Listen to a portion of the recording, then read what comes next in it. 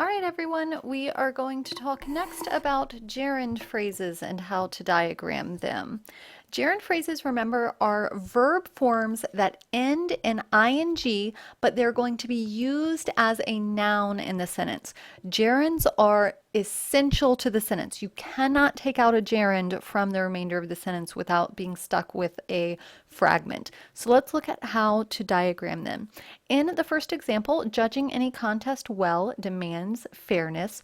Judging any contest well is taking the place of the subject of the sentence. The first place that a noun can be is in the subject position of the sentence. You could substitute in a word like it, a pronoun or a noun, and the sentence would still be complete. It demands fairness. So that's a gerund. So we're going to diagram the other pieces first, leaving the subject position open. Demands is the verb.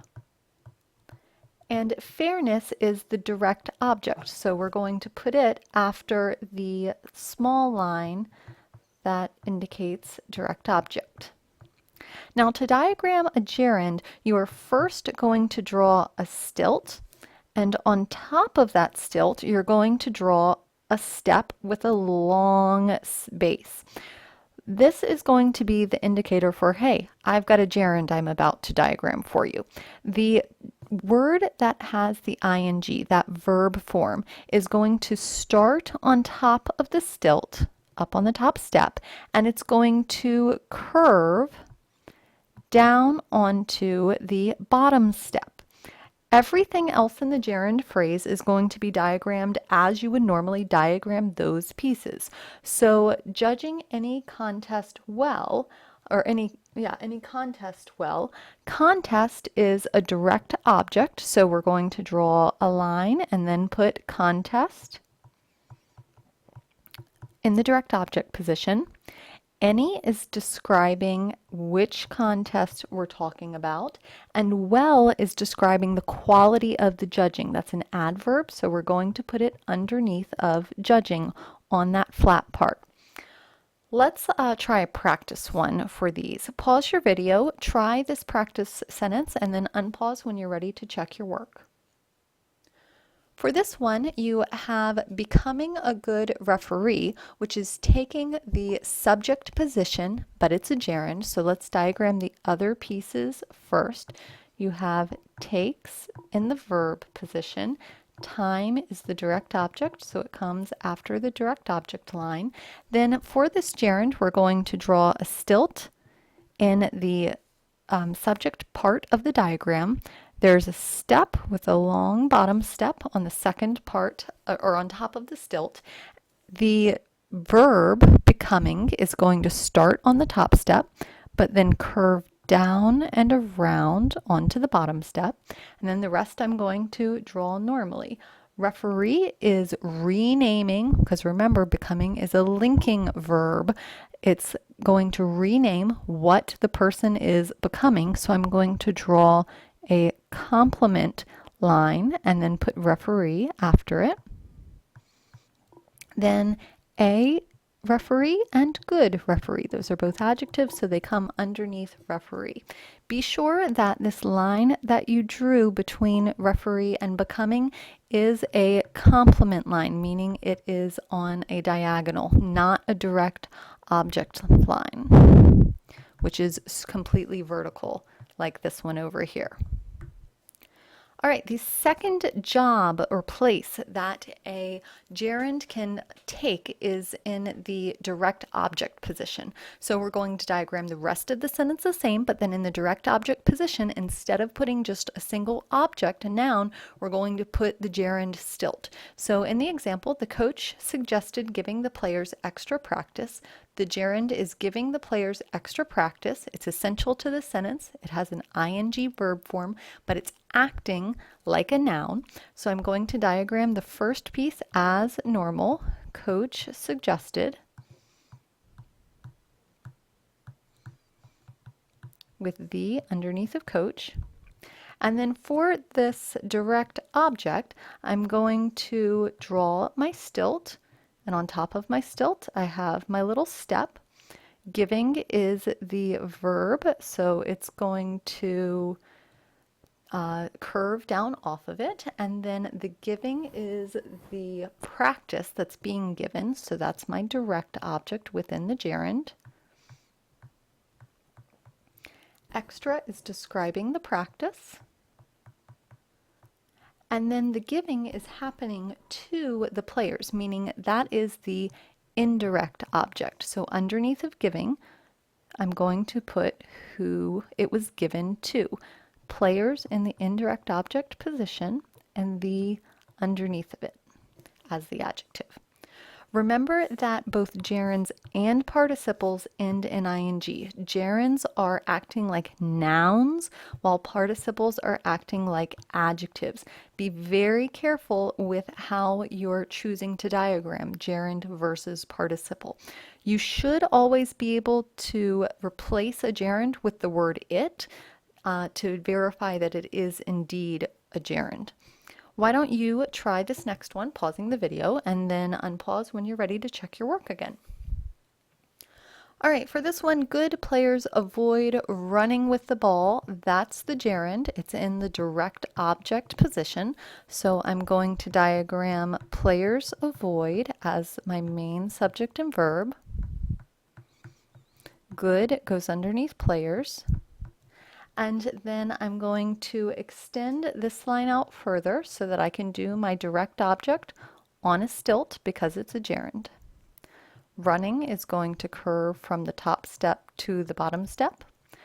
Ball is going to be a prepositional phrase with the ball. So I'm going to diagram the diagonal with my preposition with. I have my horizontal. Don't forget about the tail that happens right there. Ball goes on the horizontal line, and then the comes underneath.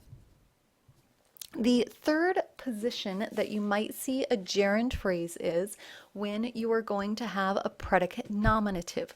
Remember, predicate nominatives happen in the predicate part of the sentence, that's the verb part, and they are going to name something. So you're going to see a linking verb, and then after that linking verb, that's where the gerund that's acting like a noun is going to be located. So if we look at the sentence, Jerry's latest passion is climbing cliffs at the park. Climbing cliffs at the park is the gerund. It's taking the place of the name of the thing that is Jerry's passion. So we're going to say passion is as our main subject and verb. Jerry's and latest are both describing the passion, so they're going to go underneath as adjectives. And then when we do the gerund, in this one, it is a predicate nominative, meaning it's complementing something or renaming something. So I'm going to draw, that's a diagonal line there for the complement position. Then I'm going to draw my stilt and diagram like I diagram all gerunds. Climbing is going to go on the curve. Then I'm going to have cliffs as the direct object. At the park is a prepositional phrase describing which cliffs we're talking about. So I'm going to put at on the diagonal. The horizontal is going to have park on it. Notice the tail there for the prepositional phrase, and the comes underneath of park. Why don't you try the next one, the practice one? Pause the video and we'll talk about it when you unpause. All right, for this one, you have Tara's mistake is serving the volleyball too quickly. That's the gerund because it's acting like a predicate nominative. It's acting like a gigantic noun. So we're going to diagram the rest. Mistake is the subject and verb. Tara's is whose mistake it is. Then in the complement position, that means I'm going to have a diagonal there. I'm going to draw my stilt, my step, and fill in the gerund. So serving starts on top, goes down to the bottom line. Volleyball, that's the direct object, the thing that's being served, so it goes after the direct object line. The comes underneath. Quickly is telling us how the serving is happening. That's an adverb, so I'm going to put it underneath of serving. And to is telling us how quickly. It's too quickly. So it comes off of quickly on its own little adverb line. The last form that you're going to see gerunds in is when you have a prepositional phrase, but the object of the preposition, that noun, is going to be a gerund instead of just a noun with some complements around it. So if you look at the first example, the speaker talked about photographing wild animals in Africa. About is the preposition. Photographing wild animals in Africa is the gerund that's in the position of the noun of the prepositional phrase. So if we diagram the other pieces of it first, we have speaker talked as the subject and verb. The is going to come underneath speaker. And then this prepositional phrase is telling us about the talking that's happening. So about is going to come on the diagonal like I was going to do any old prepositional phrase. I'm going to draw my horizontal, leaving my tail there to indicate that it's a prepositional phrase. But then instead of writing a noun on this line, I'm going to have to draw a stilt for my gerund phrase. Photographing is going to be on the curved portion. The thing that's being photographed are the animals, so that's our direct object. They're wild animals, so that comes underneath as an adjective. And the photographing is happening in Africa. That's another prepositional phrase describing where the photographing is happening. So underneath the photographing, I'm going to put in and then Africa as the object of that preposition. Again, notice that there's a little tail on that one because it's a prepositional phrase. Be sure again that you are looking to replace the gerund phrase with it. That is your best way of distinguishing gerund phrases versus other parts of the sentence. Why don't you go ahead and pause your video to try this last practice problem. To diagram the last one, the speaker kept the audience's attention by showing videos of his work. That can be replaced with it, which means that it is the gerund. By is a preposition, meaning this entire thing is a prepositional phrase. So we have a gerund phrase inside of a prepositional phrase, and you may have noticed there's a prepositional phrase down there on the end too. So let's diagram the rest of it before we get into that big prepositional phrase. You have the speaker kept as the subject and verb. The comes underneath of speaker.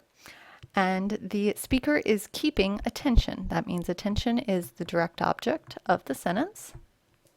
And then we need to get into all of these other, we have the and audiences also. Don't forget about those adjectives. All right, so now we need to get into that prepositional phrase. The prepositional phrase is describing where and why the keeping is happening. So we're going to put it underneath kept. I'm going to draw a long line for this one because we have to draw that stilt.